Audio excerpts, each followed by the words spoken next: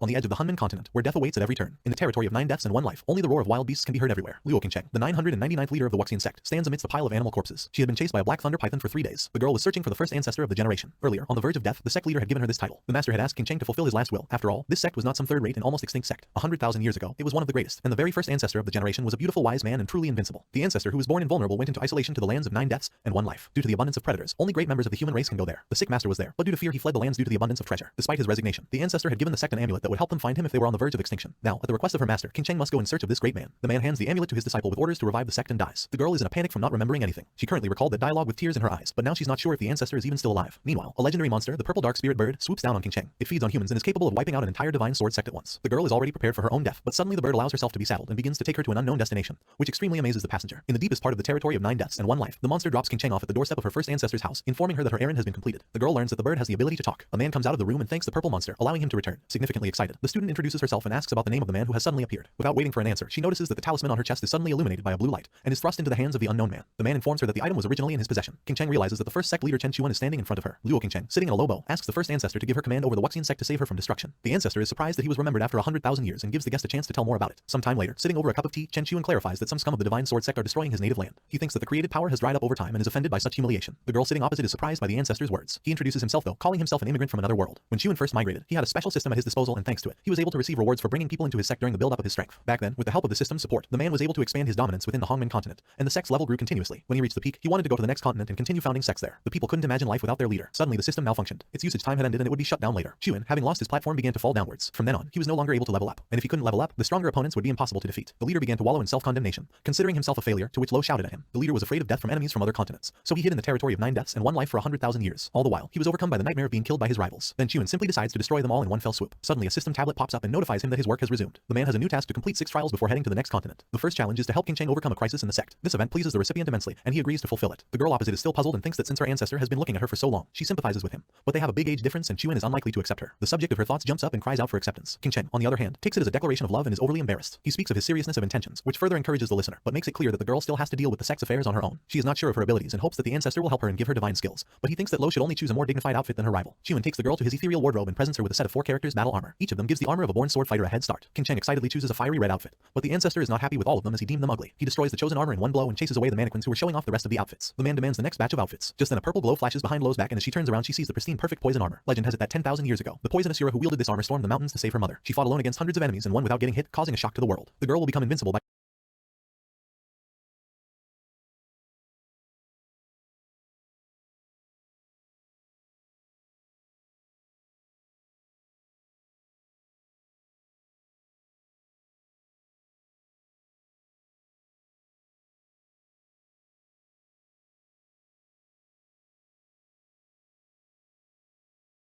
getting this outfit, and reselects it. Only the ancestor is again dissatisfied with the outfit, and he rejects it, considering it too revealing. Qingcheng is overcome with incomprehension as to how such a perfect armor can be torn with one blow. All further garments were also disapproved of by the ancestor and he destroyed them, as the armor of the mutated thunder sword was very bright. The armor of the star spirit or the former empress unattractive. The outfit of an immortal warrior was also flawed. Luo was extremely indignant, finding everything above presented perfect. Finally Chuan proposes an image, to which the girl immediately agrees without looking. Only everything happens again. The man doubts that the student is strong enough for this armor, which can burn her body to the ground. Qingcheng agrees with the argument, but intends to forcibly merge with the armor at the risk of being burned alive. After all, she is the sect's only hope and must seize the opportunity. The girl informs her ancestor that she agrees to do so. She puts on the armor, which instantly begins to burn, but Chuan narrates that this is normal in the beginning. The armor belonged to the great god Sun Yang, and this image was vastly inferior to the ones presented earlier. If Qingcheng manages to master the armor, she will definitely be on the path to becoming invincible. The girl floats in the air, enduring the pain but still mastering the outfit. The suit has merged with its new owner. She thanks her ancestor for the new armor, but he suggests that instead of thanking her, it would be better to revive the Wuxian sect as soon as possible. He asks the system if this was a direct interference. She in turn confirms that it was not. Qingcheng says that she really needs to return to the sect because of the already critical situation. She starts to leave, but before she lets the girl go, Chuan is about to ask her an important question. She immediately flares up, reporting her willingness to fulfill the demand and even give her life if it is required. The man only asks about the girl's cooking skills. She is surprised, but stays and prepares various dishes for her ancestor. At the same time, he initially asks the student to wear a revealing dress, which caused her considerable embarrassment. Lo is about to leave again, but Chuan asks to stay to eat in the company, and that to taste the local pork. The girl refuses under the pretext of fatigue, but then the ancestor forcibly puts a piece of meat and sauce into her mouth. After tasting her own dish, the apprentice is wildly delighted by the flavor, comparing the pork to the meat of a sacred unicorn and stating that she has never tasted anything like it before. Legend has it that 100,000 years ago, Asura's mother became very ill, and in order to save her parent, she decided to catch a unicorn. However, the hunt was defeated because the killing drove her crazy, forcing her to talk to herself for 3 years and only then released her into the wild. The situation shows how strong unicorns are and how valuable their meat is. The ancestor notices Qingcheng falling into a trance from enjoying her food. He offers her water, to which she refuses and is force-fed water again. The girl is again delighted with the drink, comparing it already to divine wine. One drop of such wine is worth tens of millions of soul stones, and Chiun just let her drink a whole cup for no reason. She bows low to the man, saying that she is unworthy of such treats, but he shows her a whole lake of such wine. Just then, lightning flashes behind Luo's back, and she assumes it means the achievement of body hardening. The system table notifies Chiun that his heiress has leveled up, and as a reward, he receives 10,000 years of skill. The ancestor himself then receives a level increase as well, reaching the second rank of the Taoist Emperor land. While he has been at the first rank for the past 100,000 years, he decides that in the future, it would be beneficial for him to help the girl gain new levels further. King Cheng realizes that it was her ancestor, not her, who caused the lightning after all, as evidenced by his rank increase, not hers. The girl once again asks to be released back to save the sect, and Chiun stops Luo to admire the beautiful sunset, and then to visit the sauna. Sitting already in the sauna, she blushes at the sight of the ancestor in his robes. King Cheng and Chiun are sitting in the sauna. In order to loosen up the girl, the man offers to tell her a poem. She appreciates his concern and agrees. The verse is about a positive story, where a widow and a lonely man stayed in the same house. Only the ancestor began the story. The girl immediately stops him, doubting such innocence of the work. Suddenly, the room began to envelop the vapor, but it was not him at all, but a strong palpable aura that was thousands of times more powerful than the level of the blessed land. Chiun continued to tell a lewd verse, but Luo notices that it is not just a verse, but a teaching of the level of the legendary emperor, the technique of 10,000 lights. The level skills are divided into yellow, fundamental, earthly, heavenly, and emperor level skills, and even the strongest sect members only possess the earthly one. King Cheng imagined her ancestor granting her an emperor level reading, and to thank him she wishes to go a level higher. The system suspects something wrong, but Chiun, noticing the girl's floundering, reassures her that he supposedly only fed and invited the heiress to the sauna. The next day the man has no more ideas for entertaining the girl, and allows her to go back. She thanks him for his kindness. Before letting her leave, Chiun gives King Cheng a cow to take on the road so that she can make a barbecue out of it when she is hungry. The girl reiterates her gratitude and flies off the property. The man believes in his apprentice that she will cope with the difficulties on the way, and in her absence he is glad that now he can walk in swimming trunks. A certain gentleman sits on the throne, asking his servants if they have obtained everything they have been entrusted with. They report that they did not manage to get everything, but the main thing was still delivered, and also their master wished to kill the kingdom of Haiyu and sent people to deal with him. The stranger was the master of the sword sect, Giant Woman, that held the brought treasure in his hands and was sure of the death of his enemies. Something strange began to happen to Giant's body, and he guessed that the stranger was not from his sect and ordered him to return his body. A second personality awakens in the body and decides to punish the other for his dirty tongue. The power begins to grow, and Giant orders to destroy the Wuxian sect by tomorrow so that those will become his food. The next day, the Wuxian sect is attacked, almost destroying the protective barrier put up around the perimeter of its territory. Many corpses and severely wounded fighters are left on the ground. Chen, a member of the Divine Sword sect, appears in the sky and begins to urge the remaining survivors of the Wuxian sect to join them, but they all stubbornly resist, frustrated by his earlier betrayal. At this, the enemy orders his disciples who have already appeared with him to kill the fighters. The sect's master, Chief Elder Lu Lingchun, stands up in front of his warriors, arousing everyone's surprise. He is extremely angry at the intruder and is the first to attack, but the confused enemy is defended by Giant Kai, the chief disciple of the Divine Sword sect. He is the strongest newcomer of the sect and his strength surpasses even some of the elders. Wuxian has sent new generations from here to hone their combat skills, and it looks like the sect will soon come to an end. Giant attacks the elder and pierces his chest with his swords, causing the supporters of the defeated elder to be worried. But the people of the Divine Sword sect are pleased with their elder brother's actions. The traitors begin to fly away, leaving the defeated master of the foes, but one of them abruptly returns with another blow. Lu is prepared to even die, for he remains the only fighting force left after King Cheng's dispatch in the territory of 9 deaths and 1 life. Although the old man is still confident in the sect's remaining hope, one of the brothers almost attacks the elderly man,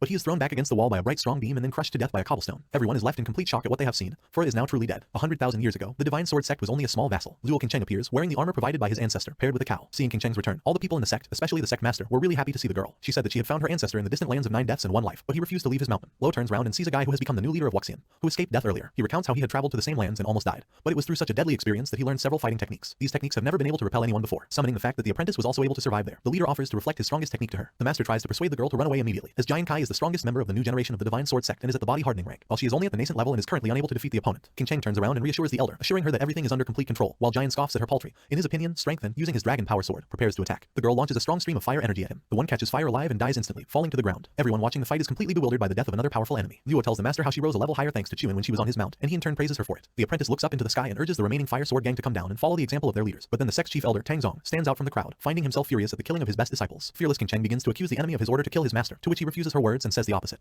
But he is immediately enveloped by a stream of fire power of the girl. She already thinks she has killed Tang. Only the latter is unaffected and sends a counterattack. King Cheng flies off and falls to the ground. Tang mocks her for still having too little combat experience when he also has excellent spear skills. The diamond spear he holds in his hands once destroyed her master's heart armor. Still lying on the ground, the girl continues to fire streams of energy at her opponent, but realizes that without enough combat experience she is unable to prevail. The head goes to attack, putting his sword forward, but a gift cow jumps out of Luo's hands and breaks the tip of the cold weapon. He must protect the girl or he'll get in trouble from his ancestor. The herbivore grows to gigantic proportions and is revealed to be a black cow thunder python of the Taoist Emperor land level. It was so nicknamed due to the fact that its coat color is similar to that of a cow. King Cheng, sitting behind the beast's back, guesses that it was the one that had been chasing her for 3 days in the 9 deaths and 1 life territory. The master is in anticipation of how Tang Zong will respond to this. The latter falls to his knees in tears, begging the demon to eat better, not him, but any disciples. The python leans over to the elder and assesses his knowledge of his taste preferences. The monster agrees to the offer, and behind his back, Thane holds a blade imbued with spiritual energy. After waiting for the right moment, he hurls it with the power of the Taoist Emperor land at the thunder python, hoping to kill it. The elder and King Cheng react instantly, warning the demon, but the opponent assures him that it's too late to do anything. With years of practice, he is sure that even a black thunder python can't dodge such an attack. The demon suddenly sneezes and a torrent of power erupts from its mouth, plunging Thane into flames and subsequently severely wounding and killing him. Those watching the fight are shocked at how the monster was able to eliminate his opponent with a single sneeze. When the python wiped his nose and looked at his enemies, he couldn't believe his eyes. How could they die so stupidly from just 1 sneeze? Elder and King Cheng look at the demon with admiration. At this time, an ancestor is watching them through the mirror, still considering the level of the beast too low.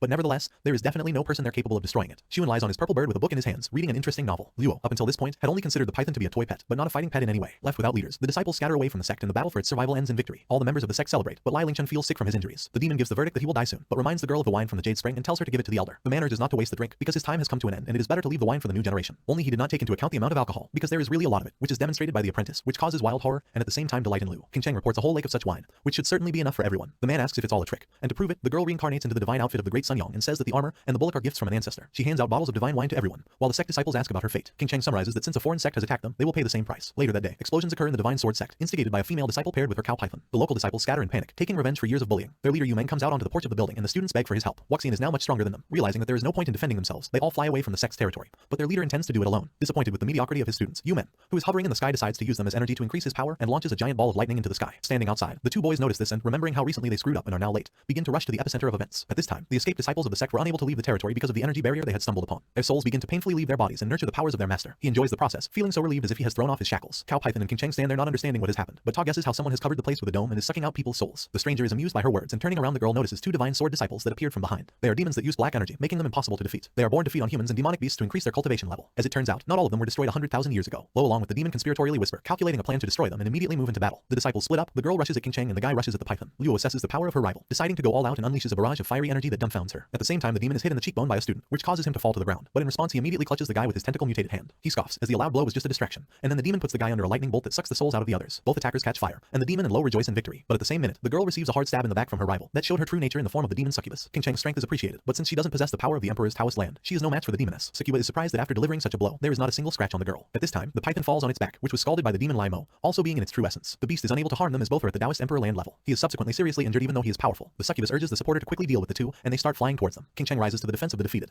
preparing for his imminent death, but the demon urges him not to. The two opponents are hit by someone, causing them both to fall to the ground. It turns out to be Zio Lunshu and Zio Zioyu, who possess the very power of the Taoist land. King Cheng expresses great gratitude for his rescue to the guys from the Shenjian sect, but the girl explains that they did not come here to save anyone, but only to get back what belongs to them. The guy in turn warns that not a single sect in such a backwater as Wuxian is not able to defeat them, and in case of a clash with the demons it is better to get away. Luo marveled at the nobility of these people for not even taking payment, and just starting to leave. Someone from the air barks at everyone present for their inability to see things through, but by now he has already perfected the soul-eating orb and threatens the guys to become its additions. The company of warriors stand and watch the purple orb. Over the past 100,000 years, a demon reappears from it, a half-stepped Dao emperor that has been devouring souls all this time. Shenjian's disciples quickly begin to attack the demon from the back, wishing it dead. Cow Python, standing next to the also watching King Cheng, remembers that they are demon slayers, able to use a power similar to theirs. They have demonic blood and were born to fight the rest of the demons. The disciples circle around Dao, but he throws them aside in one fell swoop, causing them to fall, colliding with the ground. Lunshu and Zioyu are confused by the unworkable attack due to the barrier created. The emperor narrates that the sphere after transformation is a magical weapon with the protection of heaven and earth. Barriers can be used not only for imprisonment but also self-defense. The apprentice decides to flee and calls her ally with her, unable to overcome the demon. The demon scoffs at their hasty departure and the number of people present, and in response causes the orb to grow larger, after which it begins to consume the souls of all the fighters. Lo, in the process, gradually losing her soul, blames herself for all their deaths as she herself led the army and once again prepares to die. In Deathlock territory, the local animals, at the sight of a stranger, begin to bow down to him. The man walks past them all, marveling at his celebrity even in such a place. This man is Wen Beiyu, a jade-faceless man at the level of the Taoist emperor land. He notices a giant hand reaching out to him from a portal formed in the sky, willingly falls to his knees, unable to get up from them. Chen descends from the heavens, concurrently asking the sect if greeting the ancestors is considered tampering. The system answers the question posed with a denial. Meanwhile, in the divine sword territory, the disciples continue to lose their souls, not believing what is happening to them. Now the ancestor descends at them, greeting them all. The entity turns to him, not understanding what is happening. Everyone looks at him in a stupor, also possessing the level of Dao emperor. In his thoughts, the demon is furious that the man who appeared, possessing such power, has dubbed himself the king of the place of the king himself and also the founder of the sect. Chen justifies that he came ostensibly only to say hello, but not to save others. The monster believes the words of the one, convincing himself that a master of that level would not choose to attack because he has been part of the law of the balance of heaven and earth since birth, and would not dare to interfere. The forefather amuses himself by suggesting that they give each other high fives and directs an energetic palm directly at Dao. He is at a loss as to why. After removing the body of the divine sword head and waiting for the refinement of the sphere power, he is prevented by such a great power. The demon concludes that heaven has decided to kill him and intends to fight against him by activating the demonic blood, soul-devouring barriers, and the original battle form of the heavenly sword completely. After all, if the emperor is also human, he has weaknesses and the true demon is half a step away from reaching his cherished level. The monster calls for Chuan to fight as he is fully prepared, but the energy palm strikes him with exorbitant force. The demon is being carried along the ground from the force of the blow it received. He drilled a hole in it with his body for several kilometers. Emperor Chuan had lived in seclusion for 100,000 years, and if you look at the continent's annals from so long ago, you can see a huge number of annals about him. In fact, there are only 2 words written about the emperor's history: small consequences. After dealing with his rival, Chuan confirms that he has said hello to everyone and hastily flies back into the sky. The disciples of Shengjian, who are the only ones to witness such a spectacle, remain in inordinate shock at the strength of the sect's first ancestor, and as a consequence, Lunshu informs everyone present. King Cheng in turn calls on the other disciples to say hello to the ancestor, and they all ask for rice scraps. Zioyu and Longshu are convinced that such a great man has turned out to be the progenitor of the current third-rate sect and realize how rude they have behaved towards them in deciding to befriend and give a gift to the sect. The disciples beckon Luo over and present her with a gift in the form of a meteor map, which is a national relic passed down from generation to generation as a thank you for saving them. King Cheng realizes that inside is a treasure map showing the fall of the Almighty, and refuses to accept such a generous gift. The boys warn that if the gift is not accepted, they will plow the mistress to death and bow to the floor. The girl at a loss still accepts the gift, causing those to rise, to which the students thank her and leave. Luo knows that even though her ancestor told her to attack on her own, she is still powerless in some situations. The Wuxian disciples with King Cheng as their leader go back to their sect. She motivates them with their recent victory to persevere further to fulfill their ancestors' expectations. Everyone unanimously agrees with her opinion. At this time, Chuan finds himself in his territory, and the system notifies that the first stage of the trial is complete and awards the ancestor 10,000 years of mastery. The man rejoices at the achievement and asks about the next task. The next task has to do with an intruder, and then the system shows the face of the one. Meanwhile, in the eastern part of the Hongmen continent, the head of the family, Chen Daoran, is given only 3 dew pears in the canteen, not quite appetizing in appearance, which really enraged the boy. He is taunted by a company of other White Deer Academy students, urging him to be happy with what he's given as well. In response, Chen still agrees to take the divine food, which causes bewilderment of the offenders, and they are already scrambling to take the pears. Then a girl comes out, besieging the company and handing the guy a chicken leg. This is Chen Daoran's younger sister. She declares that she is not hungry. The guys recognize her because she is ranked first in strength in the academy. That's when Yuimo, the second in strength, appears and speaks out against the siblings. They were trained by the honorable Wen, and Kair has become the strongest and her brother the weakest. This hurts Daoran, and he refuses the food provided by his sister, saying he is not hungry either. He is blocked by Yuimo and finds out if the head of the Chen family is not going to join his relatives to the school too, because the guy, having joined his family in consequence, gets good resources, which he shows to everyone, while his younger sister can only afford a chicken leg. This angers Kair, and she already pulls out her sword, hoping to shut up the inferior in power. Only she is stopped by her brother, asking her to behave with dignity as both are from a great family. The action amuses Yuimo, and he continues to mock mock them for being so honorable, but at the same second Daorn swings around and shoves a pear straight into the mouth of the offending person, which gives off a smell of excrement, which is why they are called shit pears. Those present cover their noses against the emanating aroma and wonder at the guy's lack of nobility. At this time, Daorn grabs Uemo's food cart and orders his sister to run after him while the offending lad vomits up the pear he ate. Moving away from the dining hall, Daorn put all the food into a bag, with the intention of leaving it for his sister so that her cultivation would definitely increase. He regretted that the food even had to be stolen now. Back then, Great Wind traveled the world and concentrated spiritual energy for 1,000 miles, founding the White Deer Academy so that everyone could benefit the world and improve themselves. Daorn stands in front of the two statues of the old dean and the new dean. He didn't expect to be monopolized by the new dean after the old one left 10 years ago. And now, if the family wants to receive resources from the academy, then by all means, they should join it completely. The boy is unhappy with these conditions and takes a dump right on the new dean's statue, which has a sign on it forbidding such things. Daorn and Cairo have become outcasts because of the conditions of the institution, and the former dreams of Wen's return. He remembers his first ancestor Chen Chuan and looks at his data card. Someone sits on a throne and reprimands Wen Beiyu standing in front of him for trespassing into his territory and threatens to punish the comer. Suddenly, the former dean kneels down and begins to apologize because he didn't know it was a death zone and tells him that his birthday is coming up and he has come to find his place in the cemetery,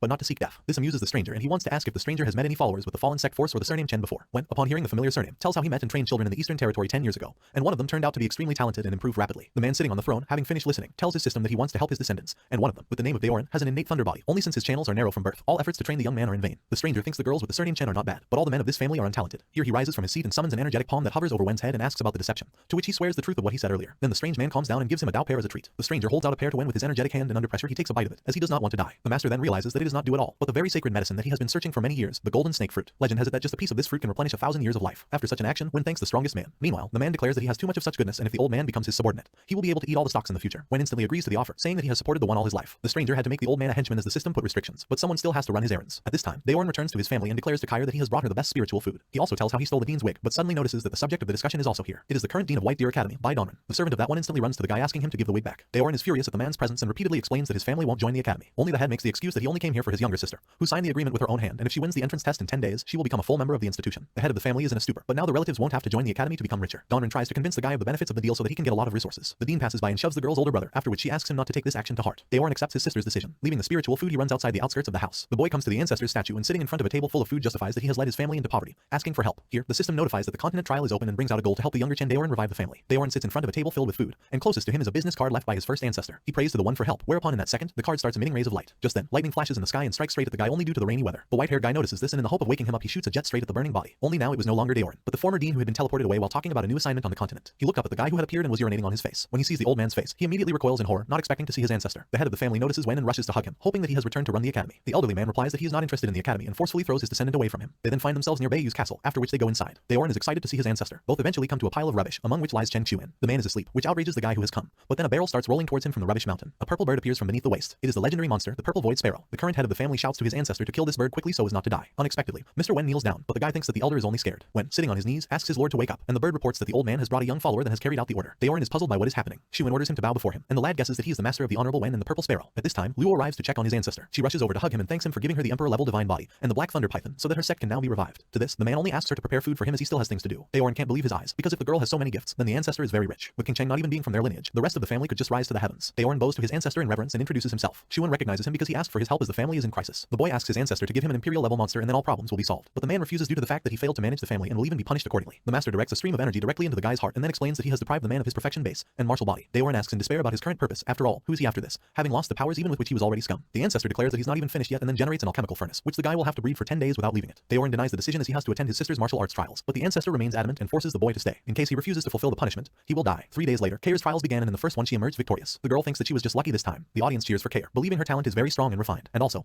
even though the girl is deprived of resources, she can easily defeat the rich and well-fed. She is saddened that ever since she decided to join the academy her younger brother has disappeared and is most likely angry. The dean is watching the winner from the balcony, calculating that after passing the test, the girl will be introduced as Honorable Wen's personal disciple and if they use that name, they can easily get the academy to become even more famous. At this time, Daorn is stoking the furnace because of the punishment that followed earlier. He is extremely tired and tortured, and he thinks that the fire will last for another night and sits on the floor. But his ancestor shouts at him to get up and reminds him that he is now deprived not only of his martial body and cultivation, but also of food and rest. Daorn is angry at such a statement, but there's nothing you can do about it. 7 days later, the last day of Kair's competition happens, and that one has already defeated the strongest of the academy families. If she wins another family, she will become the strongest opponent of the academy, and a worthy successor to the honorable Wen. The last opponent is asked to be invited, and Uemo suddenly enters the stage. Chen Kair intends to defeat the opponent and get better resources for her brother, so that he can improve his abilities and prove his talent. Uemo scoffs at her words, considering the girl's younger brother as a scum who will be of no use. Strong Mother is furious at such words and follows up with a white deer sword technique. The audience is thrilled at what they see, and the dean also believes that the guy provoked that one. Kair asks to apologize to her brother, but Uemo continues to interrupt and bifurcates and punches the girl in the stomach, causing her to fly to the side. Suddenly, the dean notices that the boy has a rare double fighting body. Those watching the spectacle are shocked at this outcome, believing the girl to be a proxy after all. The man rises from his seat and inquires as to how the fighter got a double body, for in such a case his abilities are doubled, as well as his life. Uemo replies that he inherited the body from Daorn.